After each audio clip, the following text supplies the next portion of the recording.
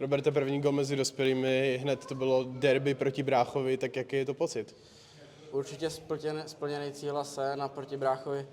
Před zápasem jsem byl lehce nervózní, ale když jsem ho viděl na ledě, tak nemělo bys to říkat, ale když on byl na puku, tak ty pocity byly smíšený a pak když dal gol, tak neřeknu, že jsem mu to taky přál, ale bylo to hezký si proti němu zahrát a splněný jsem určitě. Při tom svém gólu si se počínal trošku jako mazák, viděl jsi hned, co uděláš? Tak gol, ten puk byl daleko, golman na to vyskočil. Klička do backhandu, myslím si, že taková normální situace, byl jsem v laufu, takže ani přesně nevím, co se stalo, ale krásný gol. Kam se vystavíš ten puk? Určitě půjde doma na poličku mezi ostatní cennosti. Proběhlo před zápasem s Bráchou nějaké hecování třeba? Jo, určitě už o Vánocích a psali jsme si, dělali jsme si srandu, ale pak před zápasem jsme si popřáli hodně štěstí tomu druhému a to bylo všechno. Byl jsi z tohohle důvodu třeba před zápasem trošku nervózní?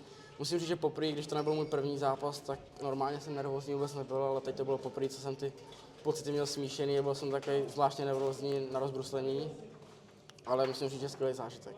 Nedobírali si tě třeba i spoluhráči z týmu, oni určitě taky museli vidět, že hraješ proti Bráchovi, vypisoval si třeba nějakou odměnu pro kabinu? Jo, trošku a vypsal jsem docela dost peněz, takže to bude těžký, no.